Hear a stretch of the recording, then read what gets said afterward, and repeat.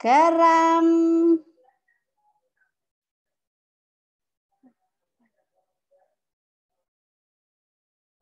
yang berasal dari asam kuat dan basa lemah.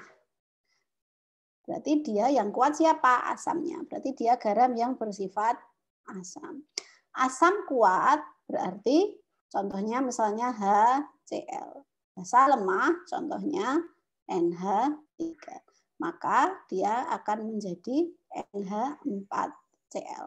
Cl-nya kuat, berarti dia garam bersifat asam. Nah, kalau ada garam dari asam lemah dan basa lemah, maka dia tergantung dari Ka dan Kb. Kalau Ka-nya lebih kuat, maka dia asam. Kalau Ka lebih besar dari Kb, maka dia asam. Tapi kalau Ka lebih kecil dari Kb, maka dia basa. Begitu ya. Nah, contohnya seperti itu. Nah, sekarang bagaimana menghitung pH garam? Kita langsung masuk ke contoh soal ya. Sedang ya. Kita masukkan ke sini.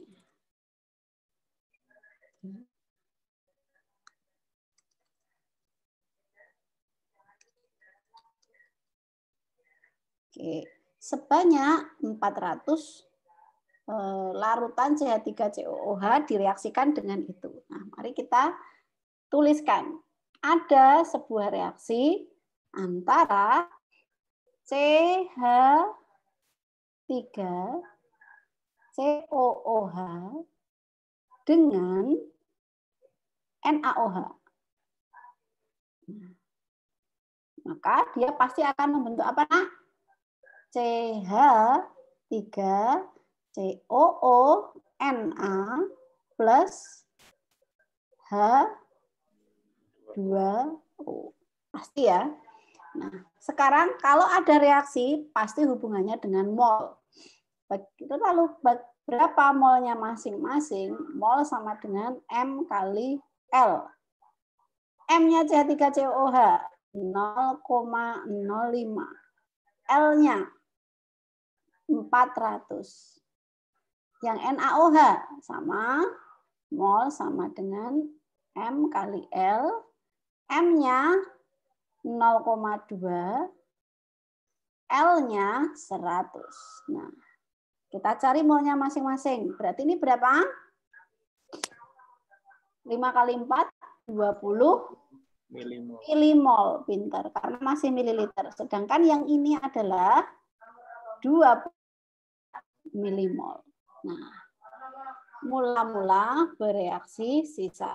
Nah, mula-mula 20. Ya, dari yang tersebut di sini. Nah, kemudian siapa kira-kira yang habis reaksi? Dua-duanya. Kenapa? Karena molnya sama dan koefisiennya juga sama.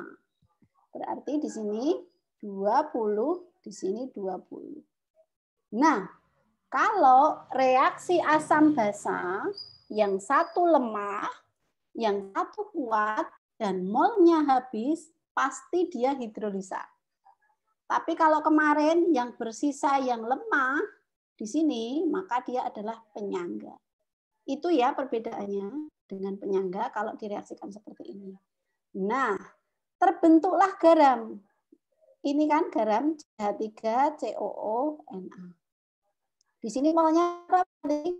Karena dia koefisiennya 1, 1, berarti bereaksi selalu sama dengan koefisien reaksi.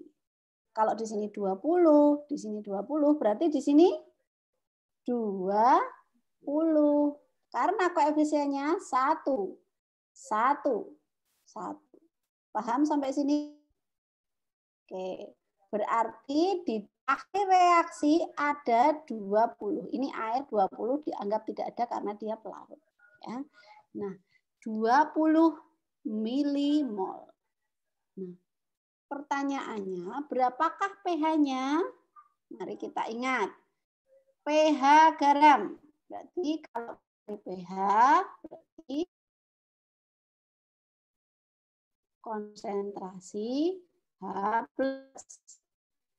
Atau mencari pOH sama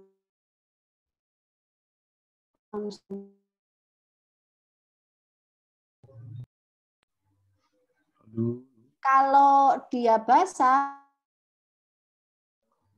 putus ya. OH. Putus-putus. Ya.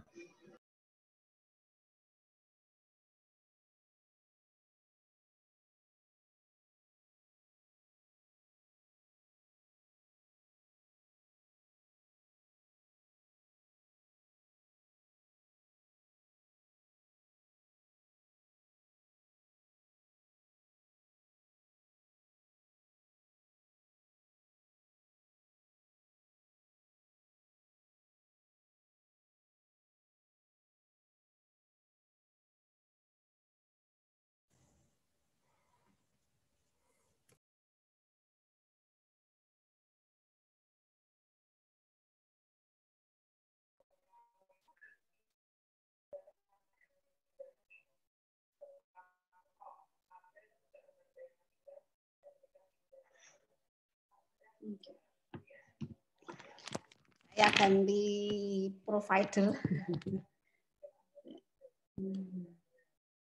Oke, udah otomatis join.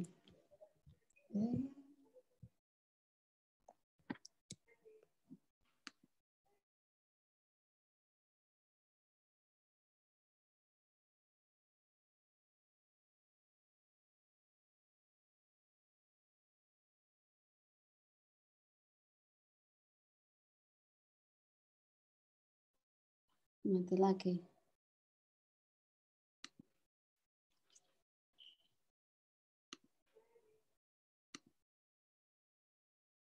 Halo, sudah belum ya? Sudah ya? Sudah, Miss. Oke. Sudah, Miss. Oke, saya ulang lagi yang tadi. Nah, kalau yang pH-nya basah maka 14 min pOH.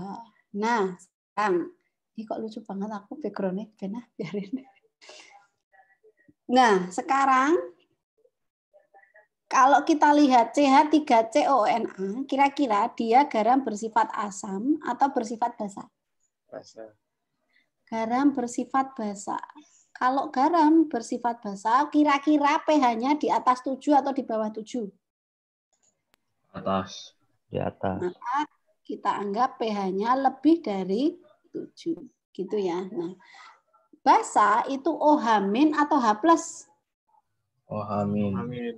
OH-. Maka OH- sama dengan akar KW per, karena OH- yang lemah adalah asamnya, berarti KW per Ka kali Mg. Ya. Mg berarti molaritas garam. Yang mana molaritas garam? Ini masih mol. Berarti kita harus ubah dia menjadi molaritas. Maka M garam sama dengan mol garam per V total. Kenapa V total, Miss? Karena kita mencampurkan dua zat 400 dan 100. Sehingga kita bisa mencari mol garamnya adalah 20 per berapa? Per 500. Betul. Nah, kita coret-coret. Berarti 2 per 50. Atau seper berapa? 25. Seper 25 berarti berapa? 0,04. Nah, ketemulah M garamnya. Berarti kita bisa masukkan ke sini. Kita bisa masukkan ke sini. Berarti akar KW. KW-nya selalu berapa? Kalau tidak diketahui, ingat KW selalu 10 pangkat min 14. Ingat pH mentoknya 14, berarti KW itu 10 pangkat min 14. Nah, KA-nya diketahui 10 pangkat min 5. Ini KA ya. Ini mana. Ini KA. Nah, ini sebagai KA. Nah, terus berarti di sini 10 pangkat min 5. MG-nya berapa? 0,04. Kalau dibuat eksponen, pangkat eksponen berarti 4 kali 10 pangkat min 2. Ya, betul. 4 kali 10 pangkat min 2. Berarti kita bisa corek 10 pangkat min 5, 10 pangkat min 14. Jadinya berapa? 10 pangkat min 9 kali 4 kali 10 pangkat min 2. Berarti OH-nya adalah berapa? 4 kali 10 pangkat min 11. Nah, akar itu sama dengan pangkat setengah toh? Akar dari 4 berapa?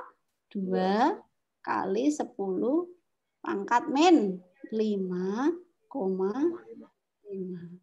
Ini baru OH-nya. Nah, lalu berapa POH-nya? Manis langsungan ya. POH berarti ini turun aja. 5,5 min log 2. Lalu kalau seperti ini berapa pH-nya? Berarti 14 dikurangi 5,5 min log 2. Habis tempatnya. Maka 14 kurangi 5,5. 8,5. Ya, 8,5 plus log 2. Ya. Maka hasilnya yang mana? Yang E. Yang E, pintar. Gampang ya? Hasilnya yang E. Oke, bismillah.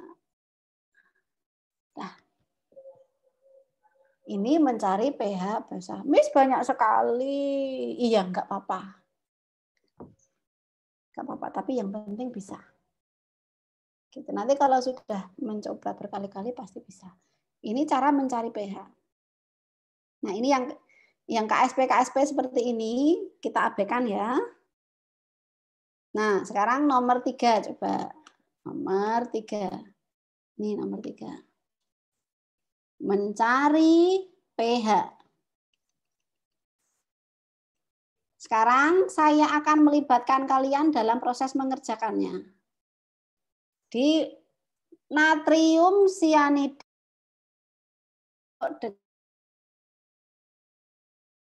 dibuat dengan mencampurkan 50 ml AOH 10 pangkat min 3M dengan 50 ml asam sianida 5 kali 10 pangkat min 3.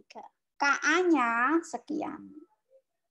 Maka senyawa tersebut dalam air akan terhidrolisis dengan pH titik-titik.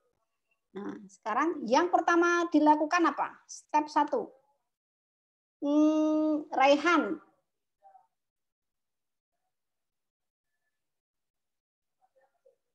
Yang pertama dilakukan apa, Rehan? Are you here? Re? Nggak ada. Ya wes, saiki aku tanya sama, kok Rehan nggak ada sih? Ya wes, saiki saya tanya sama Lutfi. Lutfi, yang pertama dilakukan apa, Lutfi? Mencari molnya. Mencari mol. Reaksi terlebih dahulu ya. Oh iya. Reaksi. Nanti terbentuknya NaCN. Yang direaksikan apa? Berarti NaO dan HCN. Ya, NaOH dan HCN. Sorry. Berarti dia akan membentuk NaCN. Setelah plus H2O. Lalu masing-masing dicari apanya? molnya. Yuk, Diva, molnya NaOH berapa, Diva?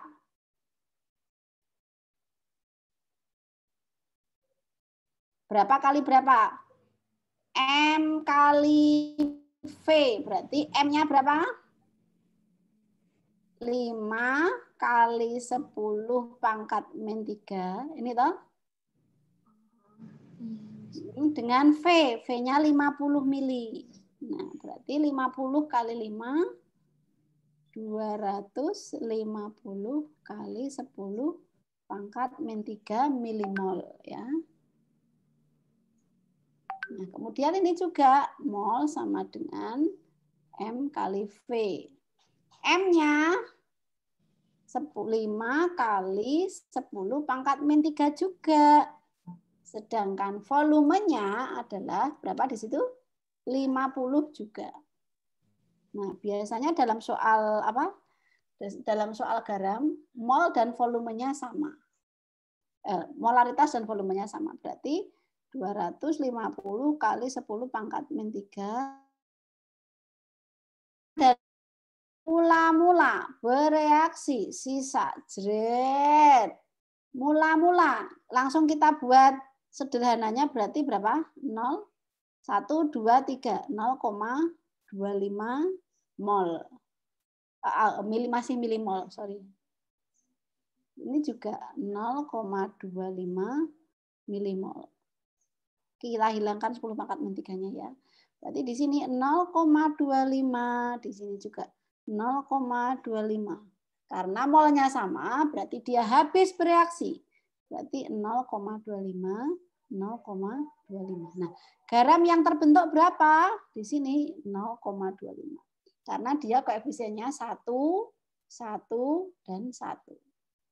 Habis, yang sini dikurangi, yang sini ditambah. Berarti ini terbentuk 0,25.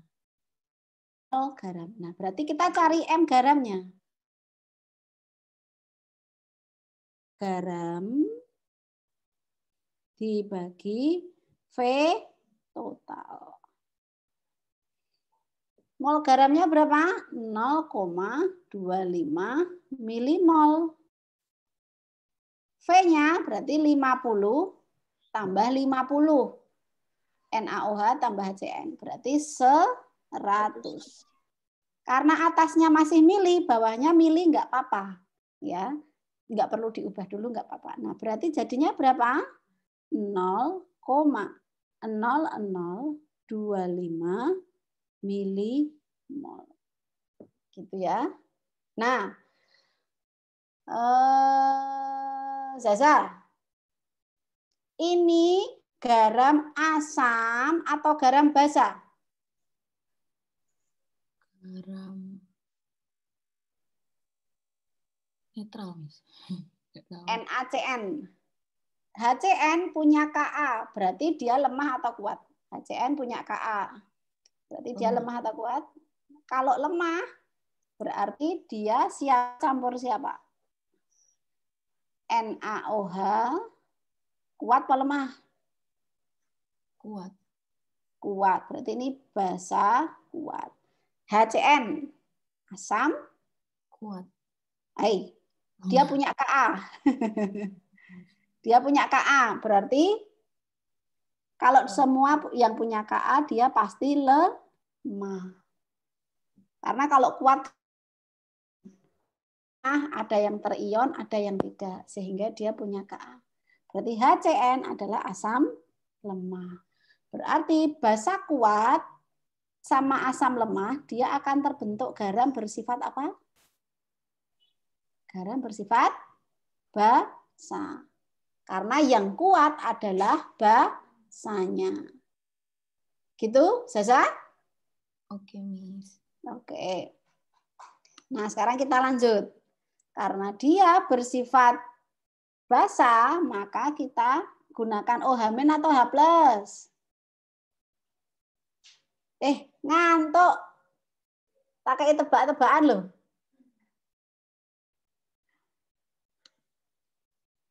Asam apa basa? Basa berarti dia apa?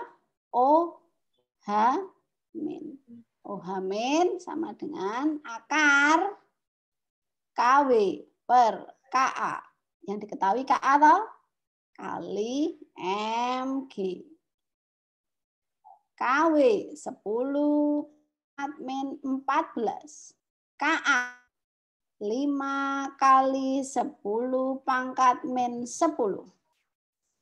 MG-nya, ini kalau dibuat eksponen jadinya berapa, nak?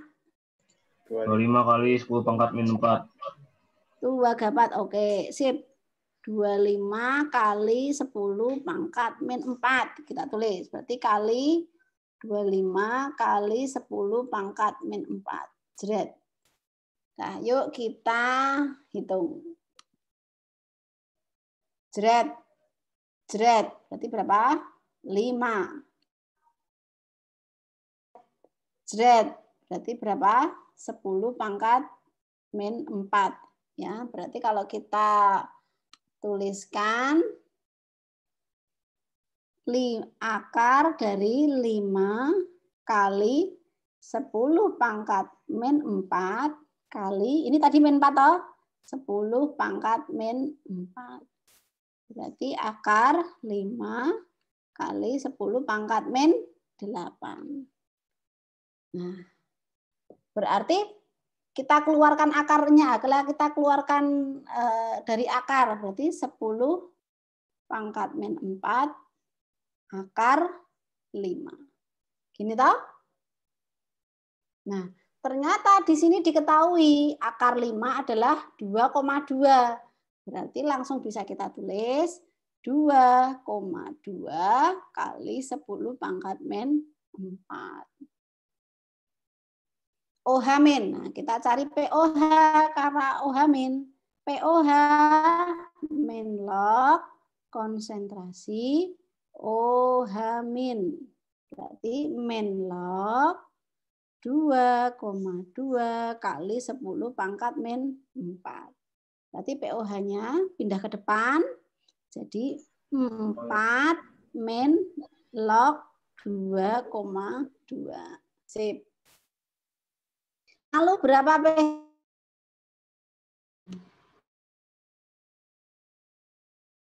pH-nya? Maka pH-nya berarti 14 min POH. 14 min POH-nya 4 min log 2,2. Berarti 14 min 4 10. Min ketemu min plus log 2,2.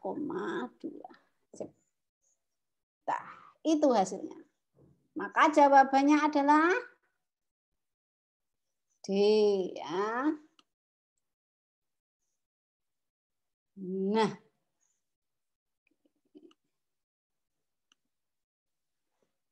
sampai di sini bisa ya? Anakku yang ganteng dan cantik. Bisa, Miss. Bisa, Miss. Ya, oke, sip. Nah, sekarang kita coba ke soal teori nih. Yang nanti kalian kerjakan untuk latihan di rumah nih ya, saya stabilo. Nih, nomor 5. Terus nomor 7 ya. Terus nomor 9. Nah, ini ada kata-kata KH. Ada kata-kata KH. KH itu apa, Tona? KH itu apa artinya? KH itu adalah akar KW per KA. Atau KH juga bisa akar KW per KB. Jadi nilainya ini, KH ini adalah hasil akar dari KW per KB atau KW per KA. Ya, oke. Bisa ya? Nanti dikerjakan di rumah. Nah, sekarang kita coba soal teori nomor 10. Ini dikerjakan sendiri bisa ya, Nak ya? Halo, ganteng, cantik. Yang mana, Miss? Yang saya stabilo. Oh iya. Nomor 5, nomor 7, nomor 9. Nah, kalau nomor 10 ini teori. Oke, saya ini kan dulu coba. Saya ajari dulu. Nanti kita coba kerjakan bersama-sama. Nah, di antara garam-garam berikut yang mengalami hidrolisa bersifat asam. Oke, poinnya pada hidrolisa bersifat asam. Hidrolisa bersifat asam. Ya. Nah, asam berarti dia harus dari asamnya kuat atau lemah? Kuat. Kuat. Plus basa lemah. Nah, sekarang kita analisis. Ini sumbernya dari mana toh? CH3COOH plus NaOH. Gitu toh? Nah, ini yang kuat siapa? Basa. Basa. Berarti tidak asam ya? Salah. Sekarang yang ini. Ini berarti dari apa? NH4, oh berarti NH3. Cl berarti dari HCl. Nah, siapa yang kuat? Asam. Asam. Pinter. Berarti dia bersifat asam. Paham? Yang ini bersifat basa. Sekarang NaCl berarti dari apa? NaOH dan HCl. Kuat-kuat. Netral. Sekarang yang ini Na2SO4. Berarti Na pasti NaOH. SO4 dari apa? H2SO4.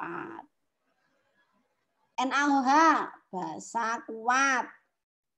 H2SO4 asam kuat. Berarti dia sifatnya netral. Nah, sekarang yang terakhir. NaHCO3. Na pasti NaOH. Pokoknya ketemu Na pasti NaOH. HCO3 dari H2CO3. Asam karbonat.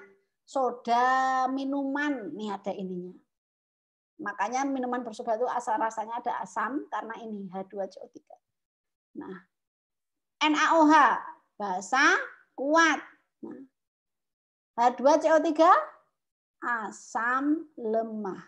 Berarti dia akan bersifat basa. Miss, ini harus ngapalin yang kuat sama lemah ya? Iya. Hafalin aja yang lemah. Atau yang kuat yang terserah. Misalnya gini. Asam kuat itu biasanya apa saja? HCl, H2SO4, HNO3. Terus itu yang hipoklorit yang untuk pemutih itu HClO, HClO2, HClO3, HClO4. Nah, ini semuanya kuat. Nah, kalau asam lemah yang terkenal adalah CH3COOH, HCN, H2CO3, H3PO4. Tapi yang sering keluar yang ini, yang CH3CO. Nah, kalau basa kuat, Miss, basa kuat itu golongan 1A, 2A. NaOH. 2A tergolong lemah. KOH yang 1A. BA. RBOH. CSOH. Nah, ini tergolong kuat. Cesium. Nah, sekarang kalau basa lemah itu yang paling terkenal adalah NH3. Dah, kalau basa nggak terlalu banyak. Begitu. Itu ya. Oke, nanti ini saya simpan PDF, saya share ke kalian. Oke. Ini juga nomor 12, kalian bisa kerjakan. Ini soal menghitung asam basa. Nah, sekarang nomor 13. Yuk. Bentuk latihannya. Siapa ya? Rizky Yuda. Rizky? CH3COOK. Terdiri dari apa, asam apa, dan basa apa? Rizky Yuda. Tak ada. Aku ditinggal. Aduh. Dari Tak kira aku lunga. CH3COH. Nih nonton iki nya. CH3COOH itu asam lemah atau asam kuat atau basa lemah atau basa kuat? Asam lemah. Nah, wes ya. Oke. Nah, asam lemah. K dari KOH. K-nya itu K itu dari KOH. Nah, berarti dia kira-kira apa? Basa lemah atau basa kuat? OH berarti basa. Nah, kuat apa lemah?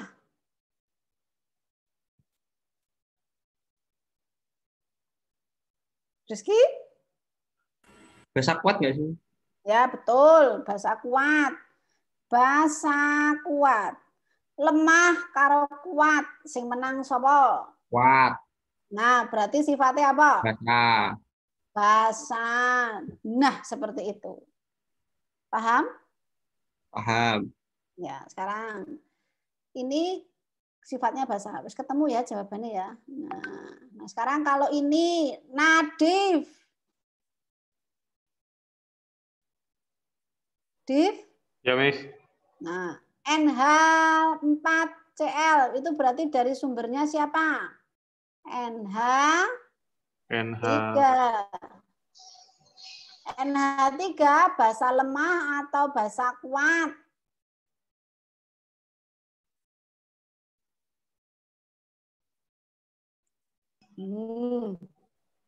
Basa lemah. Ya, pinter. Basa lemah ditambah Cl berarti dari HCl. Berarti dia kuat apa lemah? Ya. Netral, ya, Miss. Kuat.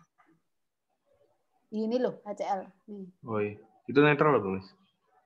Asam kuat. Oh iya. Ya, berarti HCl dari asam kuat. Lemah dan kuat, siapa yang menang?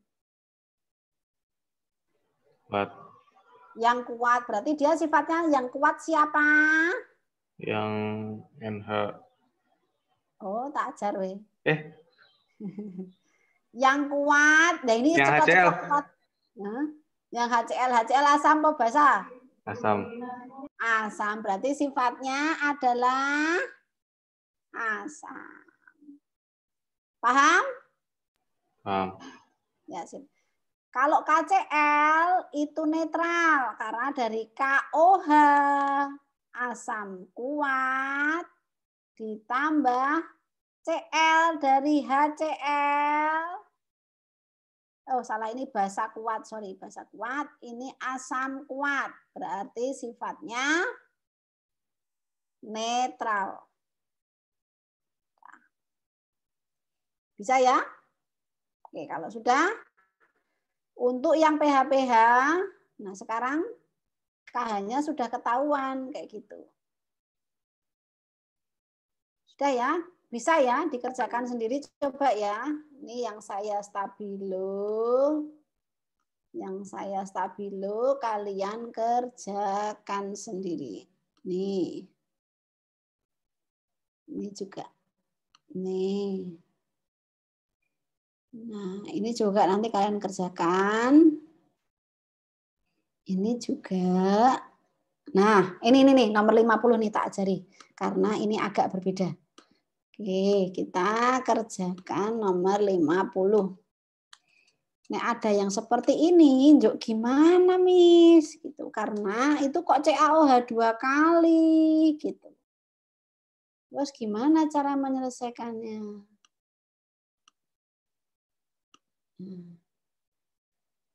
Kecilian enggak ya? Enggak ya. Nah, HCN tambah CaOH 2 kali. Berarti HCN tambah CaOH 2 kali. Nah, cara mereaksikannya bagaimana? H-nya pisahkan, OH-nya pisahkan. H selalu H plus. Cn selalu Cn min. OH selalu min 1. Karena ada 2, berarti 2 OH min. Maka di sini Ca2 plus. Ya. Plus ketemu min ketemu plus. Maka yang plus dikerjakan lebih depan. Berarti ini CaCn. Sudah setara belum? Ini 2 plus. Ini min 1. Berarti Cn-nya harus berapa kali? 2 kali. Kalau 2 kali, berarti di sini 2 toh? Kalau di sini 2, otomatis ini juga harus 2. Otomatis ini juga harus 2. Gitu. Nah, ditambah apa? Yang satunya H2O. Berarti 2H2O. Nah, lalu kita tulis reaksi ulangnya yang halus ya. Berarti hasilnya 2HCN ditambah CaOH 2 kali menjadi CaCN2 plus 2H2O. Nah, sekarang HCN, kita cari molnya. Langsung angkanya ya. 50 kali 0,2. Berarti berapa? 10 milimol. Sekarang yang CaOH 2 kali, berarti 50 kali 0,1. Berarti 5 milimol. Mula-mula bereaksi sisa. Nah, sekarang mula-mula ini 10 milimol. Ini 5 milimol. Nah, sekarang siapa yang habis duluan? Dua-duanya habis. Dua-duanya habis. Kenapa? Lihat, setiap bereaksi lihatlah pada koefisien. Ya, lihatlah pada koefisien reaksi. Sehingga kalau di sini 5, anggap aja kita anggap ini habis duluan karena dia yang kecil, ya kan? Tapi di sini koefisiennya 1. Sedangkan di sini koefisiennya 2. Kalau di sini 5, berarti di sini 10 milimol. Kok bisa, Miss? Lah ini kalau beli 1 harganya 5.000. Maka kalau beli 2 jadi berapa? 10.000 gitu. Oh, dari sini berarti semuanya habis bereaksi.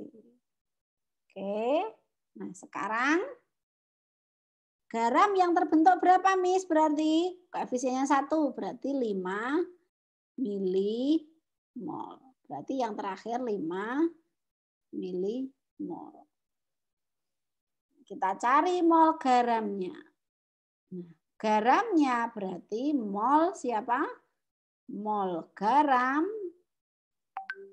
per V total. Mol garamnya 5. V totalnya 50 tambah 50 berarti 100. 0,05 M. Nah, coba ada keunikan di sini. Keunikannya apa? Lihat. Nah, hidrolisa itu adalah berarti proses hidrolisa itu seperti ini. Proses hidrolisa. CaCN 2 kali. Dia dimasukkan dalam air. Berarti akan terjadi reaksi CaCN 2 kali plus H2O. Ya kan? Nah, berarti akan ada Ca dan 2 Cn-, Ca2 plus dan 2 Cnn, dan ada H2O-nya, H plus dan OH-. Nah, ingat, kalau zat itu sangat elektrolit, dia di dalam air akan membentuk apa? Ion. Dia tidak akan bereaksi dengan air. Gitu ya. Nah, sekarang Ca itu kuat atau lemah? Kuat, golongan 1A, 2A. Berarti dia di dalam air kondisinya akan tetap Ca2+. Lalu siapa yang bereaksi dengan air? Yang bereaksi dengan air adalah 2 Cn-. Sehingga nanti ketika menghitung, berarti dia ada 2 zat yang akan bereaksi dengan air. Ada 2, bukan 2 zat, 2 koefisien, 2 partikel yang bereaksi dengan air. Berarti akan terjadi 2 Cn-. Kalau min dia akan ketemu yang plus atau yang min? Yang plus. Nah, berarti dia juga butuh 2 dong, Miss. Iya. Nanti akan membentuk 2HCN. Nah, proses reaksi ini dinamakan proses hidrolisa. Sehingga pada perhitungannya tidak, kita harus memperhatikan koefisien zatnya. Nah, ini tadi garam bersifat asam atau basa, ayo. Nih. Basa. Basa, karena yang kuat garam bersifat basa. Karena yang kuat Ca kuat.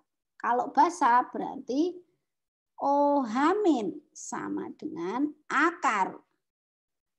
Di situ KH atau KB sudah. Oh, KA, masih KA.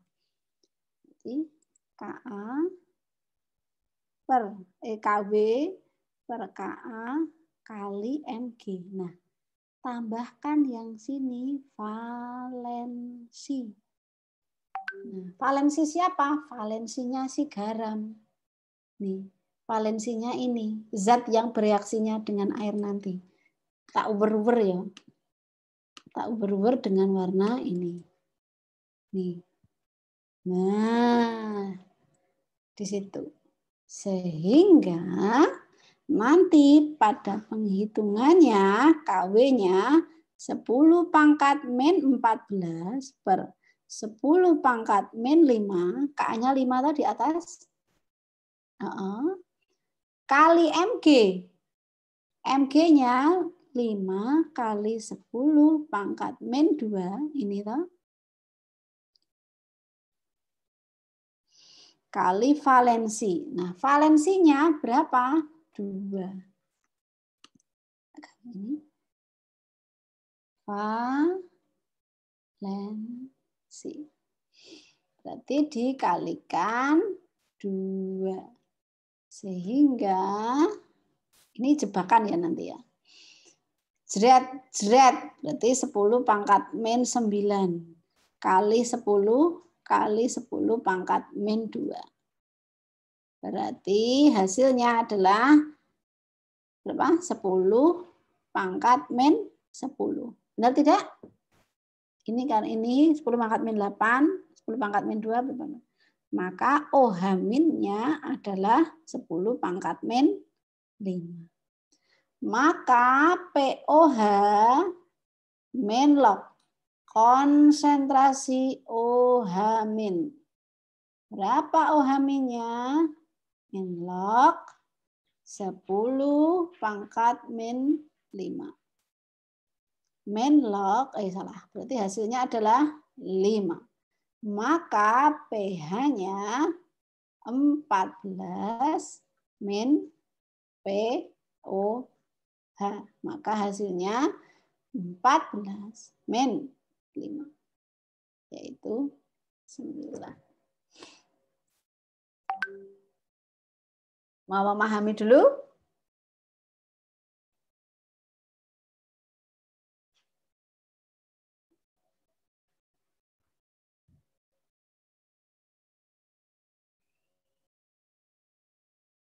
Halo? Kok anteng? Halo, Halo. halo, Miss. Rupanya Halo. dokter. Aduh. Bingung, Miss. Dokter. Ya wes, nanti dipahami lagi. Dicatat di buku. Hanif, kamu sudah ngeprint belum? Waduh, Bilang jelas. Miss Irma sekarang. Miss Irma titip sampaikan mamanya Hanif suruh ngeprint Waduh. handout-nya. Langsung ketik ini mangsa nih. Miss Irma minta tolong.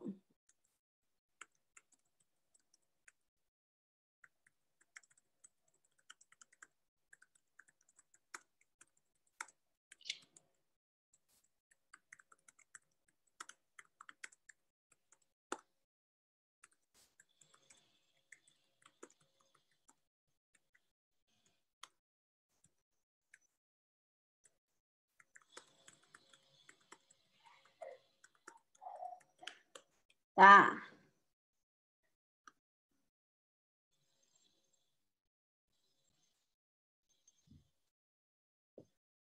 oke.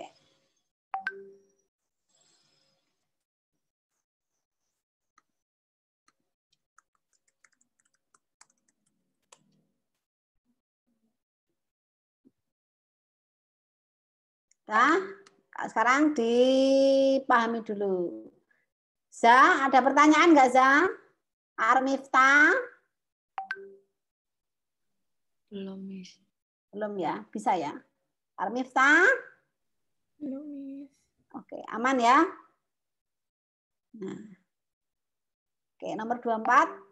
Gampang ya, nanti kalian kerjakan. Bersifat basa. Berarti kamu harus tahu kalium itu lambangnya apa, asetat itu lambangnya apa, seperti itu.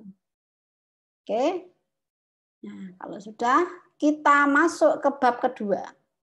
Yaitu sifat koligatif. Turah gampang. Kok iso pokok men. Miss wifi-nya Rehan baru bisa katanya. Oke.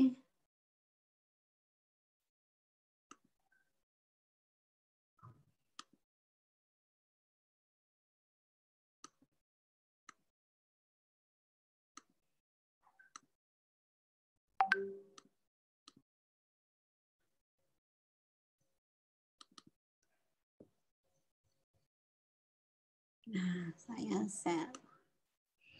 Sifat koligatif larutan yang keluar ya cuma kayak gini aja, nggak sulit-sulit. Ini sangat mudah sekali, cuma membaca harus bisa. Oke. Mendeskripsikan sifat larutan, metode dan pengukurannya. Mendeskripsikan sifat koligatif larutan. Sangat mudah ya.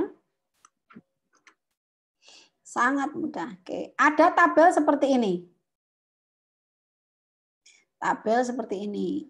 Yang bawah adalah jenis larutan. Berarti ada zat 1, zat 2, zat 3, 4, dan 5. Rizky Yuda jangan tidur. Molnya adalah ini. Ya, berarti ini molnya sedikit, ini molnya agak, ini paling banyak, ini nomor berikutnya. Jika seluruh zat terlarutnya adalah non-elektrolit, dan massa pelarutnya sama, maka larutan yang memiliki titik beku paling rendah kira-kira yang mana? Dari sini ingat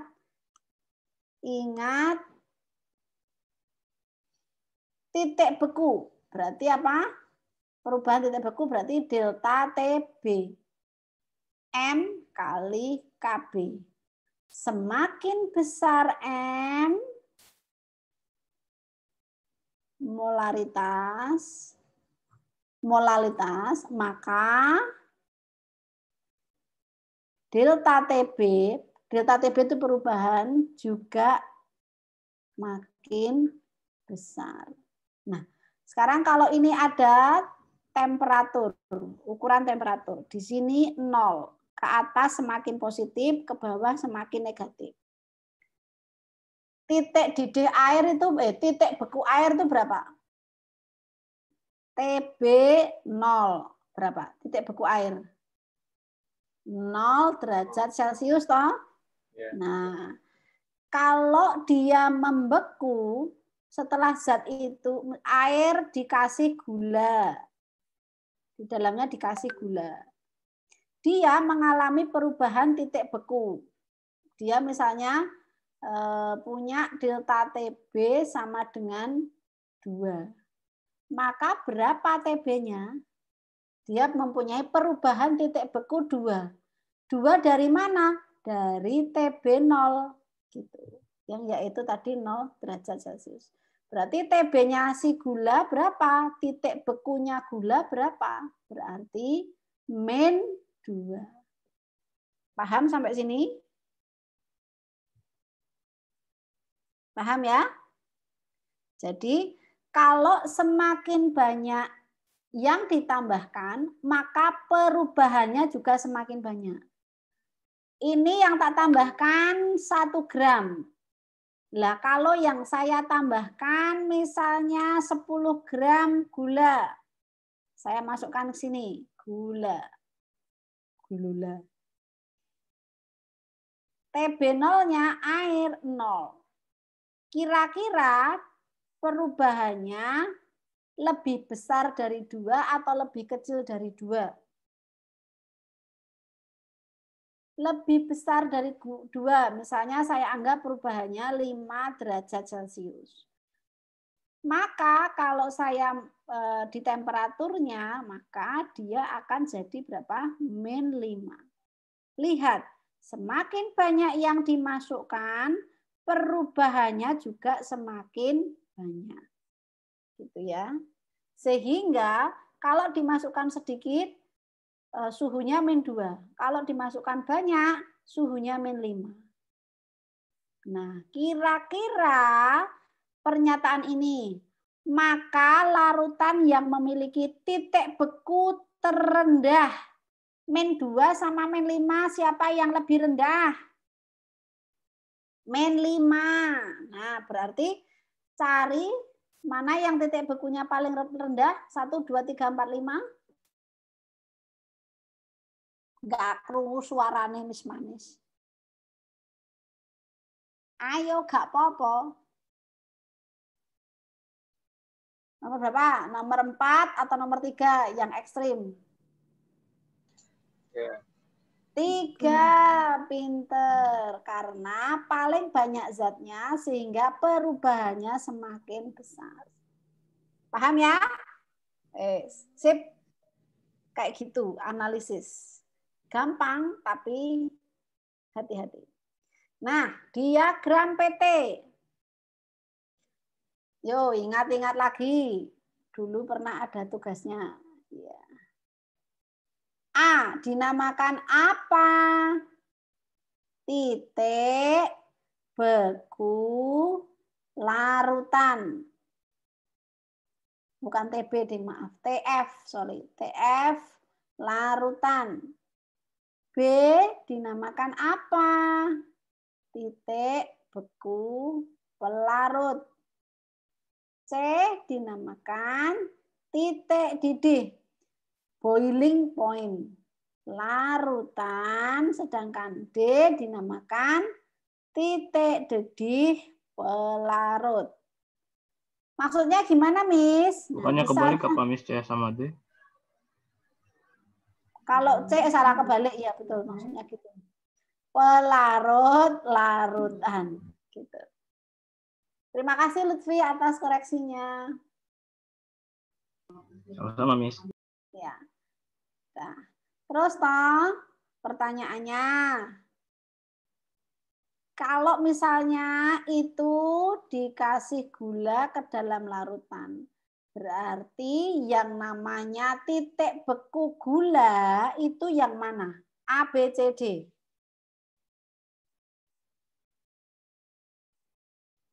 Yang mana? Miss. A, karena gula larutan toh berarti? Iya. Larutan, berarti titik beku larutan. Kenapa? Karena tadi loh, kalau suatu zat semakin banyak ditambahkan, maka dia titik bekunya akan turun dari pelarutnya. Ini pelarutnya. Tak kasih tanda ya. Ini pelarutnya ya. Ini pelarutnya. Dia dikasih gula, jret, jadi mudun di sini. Gitu. Nah ini terlarutnya. Gitu. Sama yang terjadi dengan titik didih. Kalau misalnya, kalau misalnya ini adalah titik didih larutan murninya, maka setelah ditambah gula, dia akan naik titik didihnya. Akan naik jadi seperti ini di sini. Nah, gitu. Nah, maka dari diagram di atas yang merupakan titik beku larutan, jawabannya apa? Jawabannya apa? Kalau titik beku larutan jawabannya? Diva? Bisa dilihat dari atas ini, juga bisa dilihat dari bawah ini. Berarti kalau titik beku larutan berarti jawabannya apa? A turun ke sini jadi E. Ya, betul. Ini ya jawabannya ya. Nah. Nggak ada jawabannya. Pantas nggak ada jawabannya. Oke, sekarang nomor 3. Yuk, kita bahas nomor 3. Gula, kemolalannya sekian. 0,10001. Urea 0,1 garam dapur 0,1 0,01. Nah, sekarang sebelum kita menjawab, Miss Manis mau tanya, gula itu elektrolit apa non? Non. Non elektrolit. Urea non elektrolit, sedangkan garam dapur elektrolit. Elektrolit itu apa tuh, Miss? Elektrolit itu kalau dia dimasukkan ke dalam air, dia akan menjadi ionnya Na+, Cl-. Dia akan menjadi ion. Nah, itu dinamakan elektrolit. Nah, sekarang kita cek nih yang pertama. Yang pertama, 0,1 titik bekunya min 0,186. Sedangkan kalau 0,01 titik bekunya min 0,0186. Kita lihat gula dan urea, oh ternyata sama. Ternyata sama ini. Wah, ini sama, ini sama. Nah, titik bekunya sama. Nah.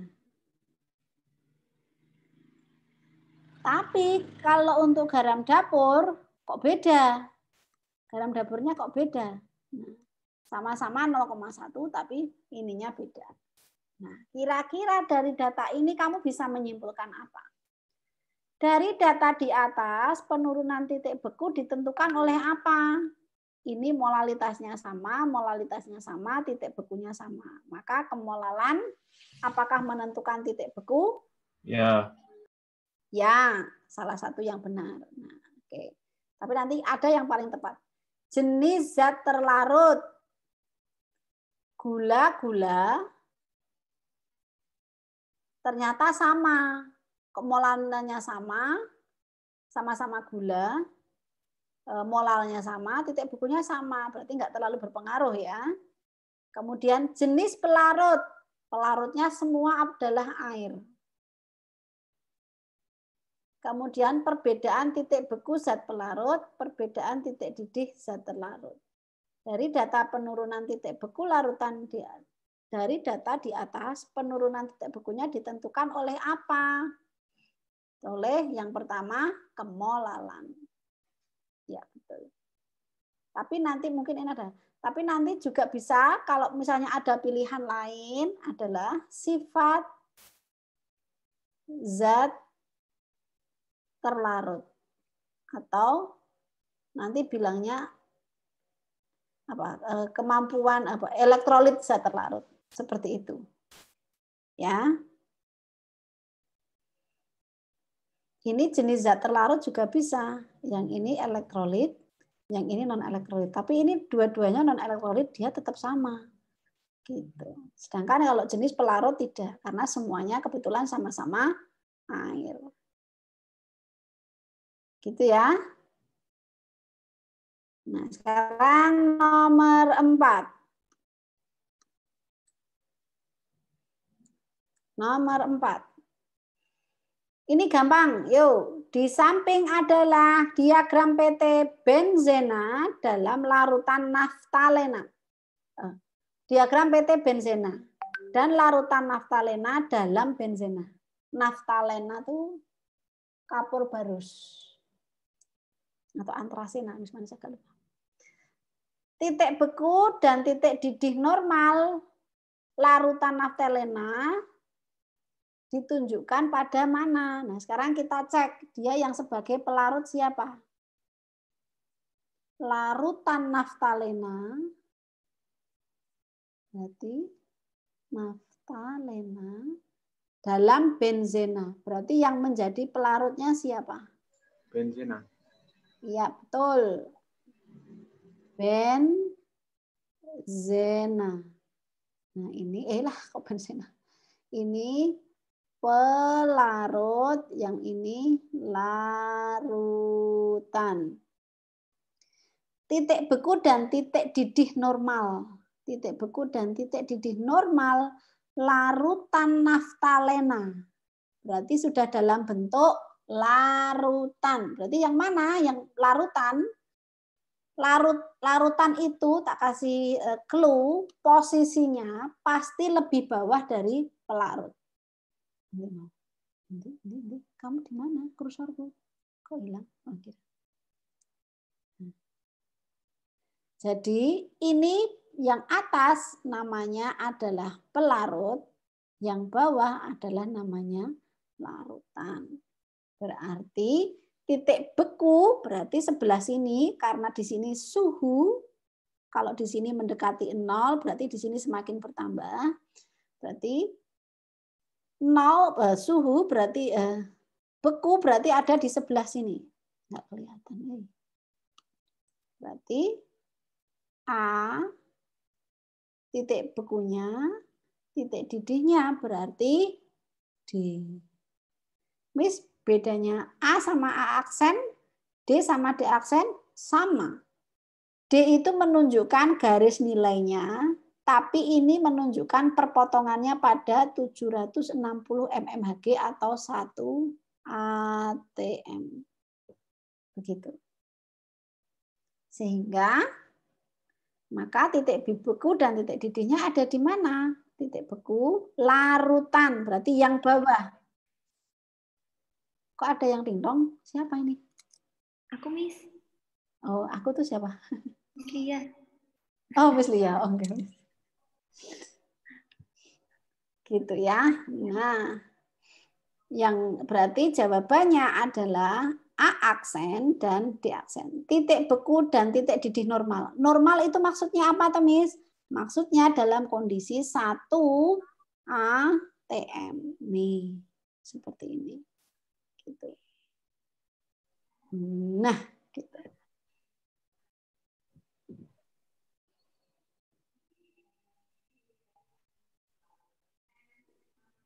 Oke, sekarang nek teori ini malah lebih rumit ya. Nah, sekarang nomor 5. Kenaikan titik didih molal, berarti kenaikan titik didih biasa itu, berarti kalau ada titik didih air titik didihnya berapa? TB0 100 derajat Celcius. Nah, kenaikan itu berarti suhunya menjadi 90 atau suhunya menjadi 110.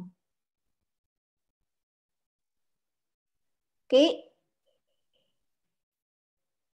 Rizky. Nah, tak tanya 100 kenaikan titik didih. Oh, ngrungokke liyane kowe. Tak asar lho. Kenaikan titik didih itu berarti suhunya di atas 100 atau di bawah 100? Di atas. Nah, ya, kenaikan titik didih. Berarti ini TB0, misalnya ini 110, berarti ini adalah TB. Kita lihat rumusnya. Delta TB sama dengan molalitas kali KB.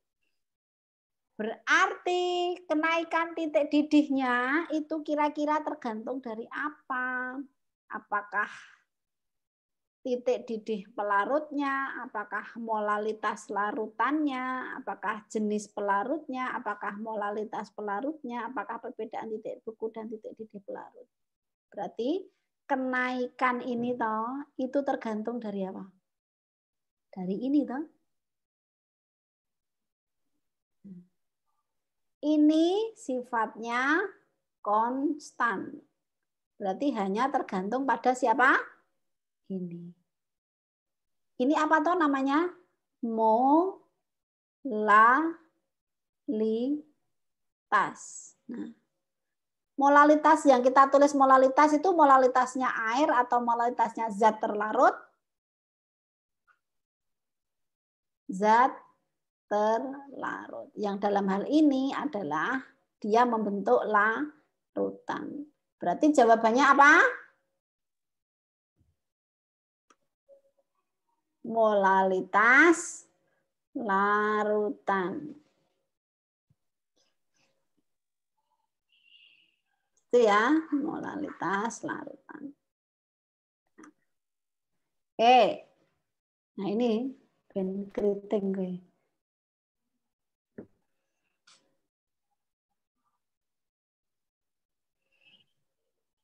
Zaza, nomor 6 Za. Nomor 6. Oh, nomor 6. Kok baru 6 terus 4 ya sini ya. Nomor 6 Za. Za?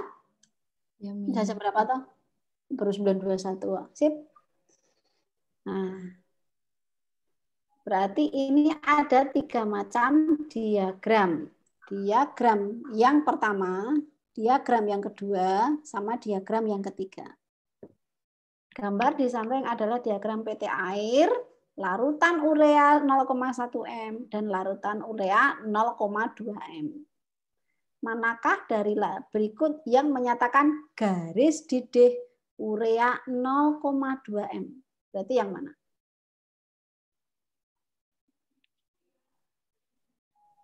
Ingat tadi, Miss Manis tadi yang pertama tadi, yang di atas tadi menunjukkan yang atas adalah apa?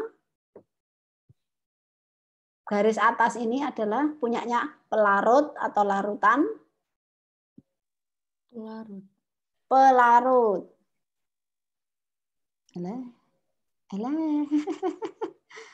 Pelarut. Nah, berarti yang kedua baru larutan. Larutan. Masya Allah. Kenapa? Larutan. Nah, yang ketiga juga larutan. Nah, bedanya apa yang kedua sama yang ketiga? Perbedaannya kira? Hah? M-nya. M-nya. 0,1 yang mana? 0,1 yang atas. Nggak tahu. Yang tengah ini ya? Iya. Nah, ini 0,1. Terus yang bawah 0,2 gitu. Nah, berarti yang menyatakan garis didih berarti yang mana?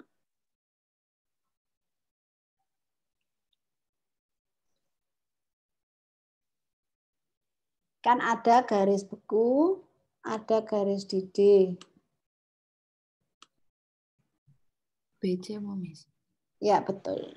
BC. Nah, kalau sebelah sini namanya beku, garis beku. Kenapa? Karena dia dekat dengan suhu berapa? 0. Di sini toh. Masya Allah tulisanku. What happened? Nah, sedangkan yang sini garis didih.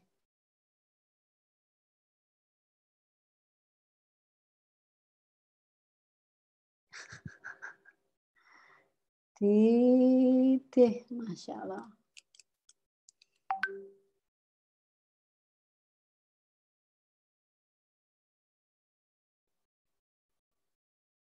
Nah, jadi jawabannya adalah WC yang A. Bisa ya? Yang lainnya juga ya. Ini rata-rata semuanya adalah soal teori. Di sini nanti koloid. Nah, lemus panas.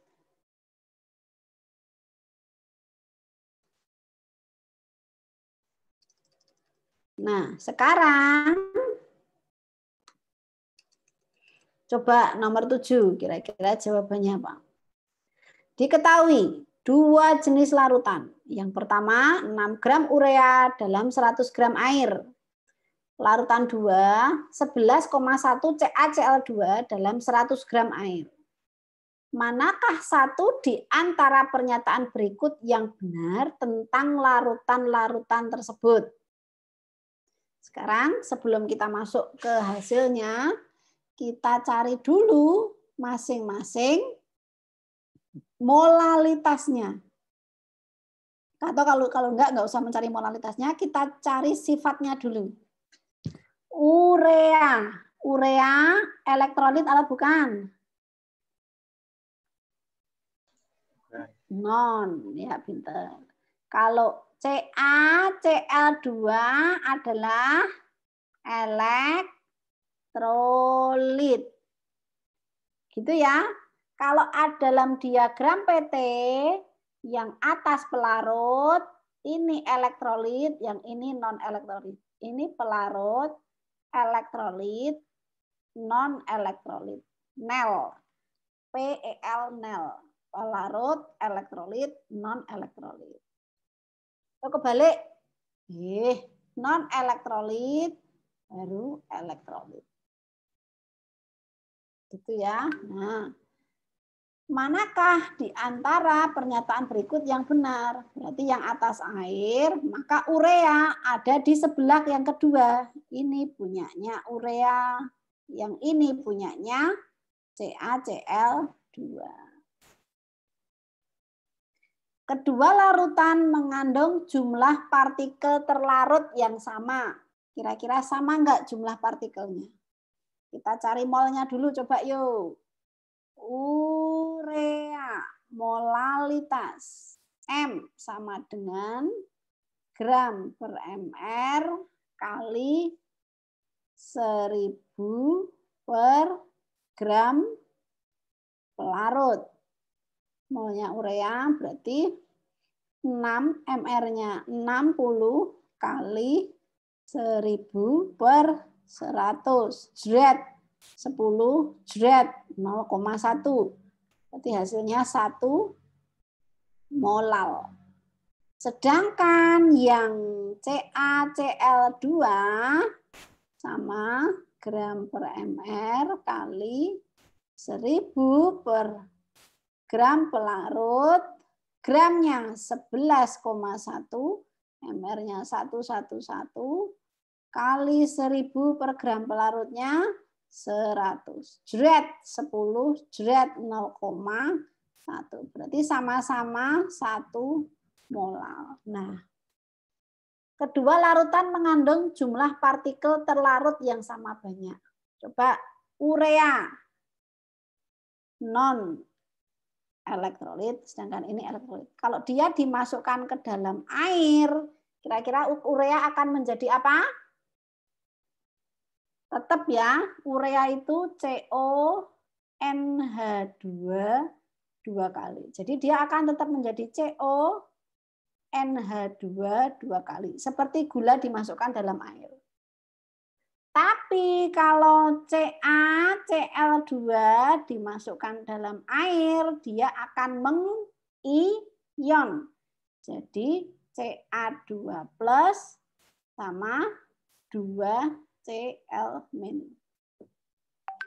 Pernyataan A. Kedua larutan mengandung jumlah partikel terlarut yang sama banyak. Ini satu zat tak masukkan. Ini juga satu zat tak masukkan. Setelah tak masukkan, di dalamnya ada berapa? Tetap 1. Ya, karena dia tidak mengion.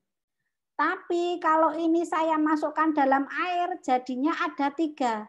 1 ditambah 2, jadinya 3. di sini ada satu partikel, di sini jadi ada berapa? 3 partikel. 1, 2, 3.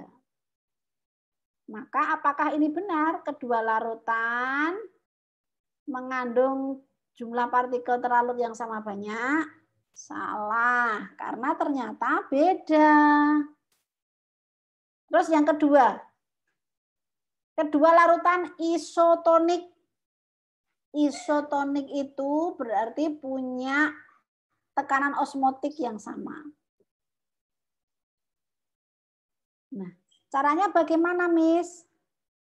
Isotonik berarti punya tekanan osmotik yang sama. Nah, nggak mungkin punya tekanan osmotik yang sama karena yang satu elektrolit, berarti ini salah ya. Yang satu elektrolit tidak sama dengan non-elektrolit. Gitu. Jelas tekanan osmotiknya beda karena molalitasnya sama ya. Tekanan osmotiknya beda. Yang C, larutan 1 titik bekunya lebih tinggi daripada larutan 2. Urea titik bekunya lebih tinggi dari larutan 2. Ini ketoknya teori gampang, neng angel. Karena perlu pemahaman. Ding, ding, ding, ding, ding, ding. Oh, sudah. Pernyataan yang ketiga. Nih.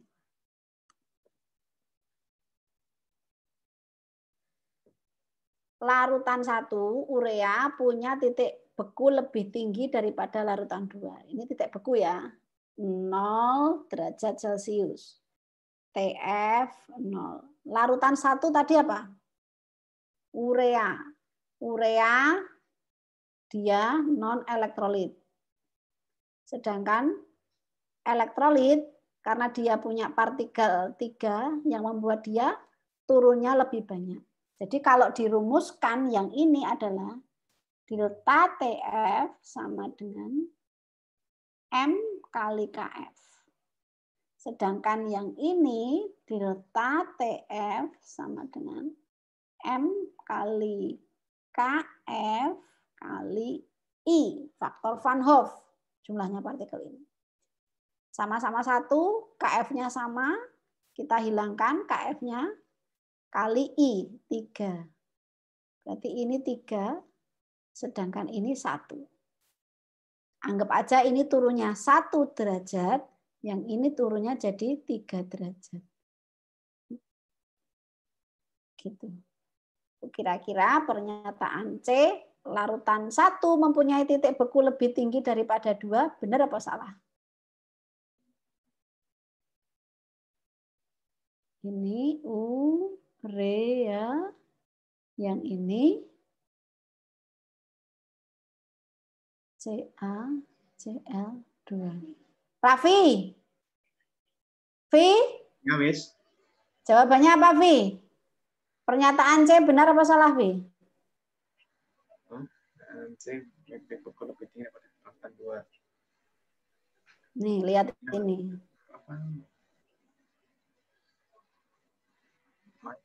Korea larutan 1 dia ada larutan 2. Larutan 1-nya urea lebih tinggi. Ya. Betul, ya betul. 1 urea lebih tinggi daripada larutan 2 CaCl2.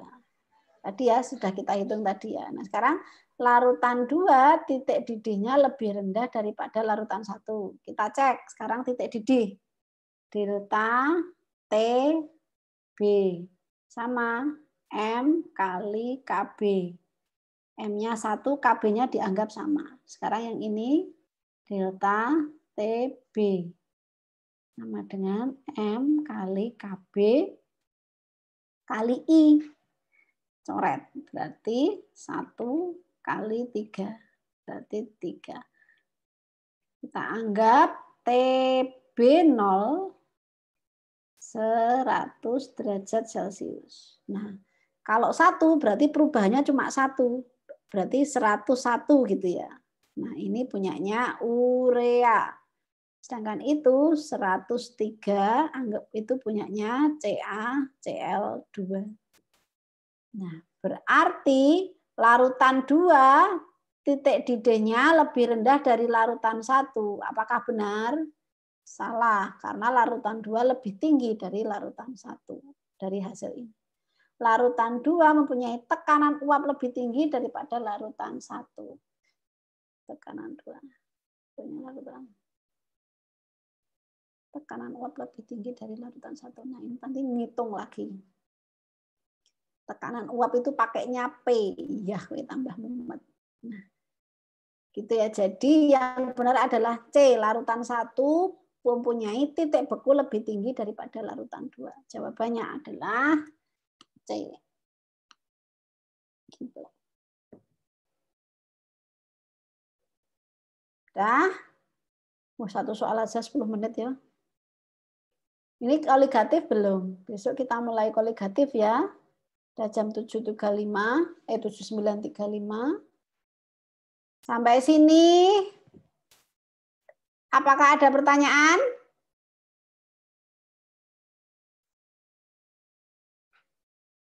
Belum, Miss. Belum. Oke, nanti habis ini coba saya kerjakan yang kerjakan yang belum saya ajarkan, yang sudah saya ajarkan kalian saya minta mengerjakan sendiri, nanti dipelajari di rumah. Hasilnya saya upload ya nanti ya di kelas A dan B. Miss Lia ada tambahan?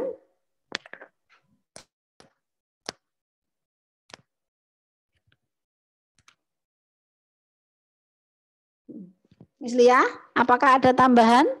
Oh, sorry, aku ke mute. Nggak ada, Miss. Cuman setelah ini aku mau fit call Miss Manis aja. Oh iya, baik. Terima kasih. Gitu ya, Nak ya. Kita tutup dengan bacaan hamdalah bersama-sama. Alhamdulillah.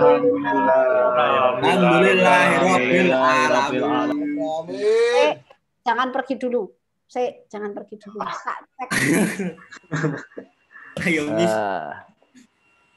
Saya ngecek apakah sudah masuk semua.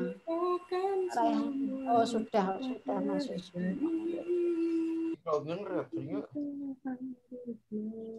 Nek ngene melek kabeh, nek tadi turu kabeh. Oh. Aku nggak tidur ya. Ya ora. Ya nggak tidur, Miss. Ini Cuma lihat Miss YouTube. guling aku tuh siap-siap. Tapi lihat YouTube, nggak lihat Miss Manis toh. Enggak ya. Mana ada. Oke, sudah. Terima kasih. Selamat istirahat. Jam 10 kalian ke pelajaran berikutnya ya. Yeah. Alvaro, terima kasih banyak. Jangan lupa di-share ke teman-temannya ya. Ya, Miss. Terima kasih. Wassalamualaikum warahmatullahi wabarakatuh. Waalaikumsalam warahmatullahi Terima kasih, Miss. Makasih, Miss. Miss. Makasih.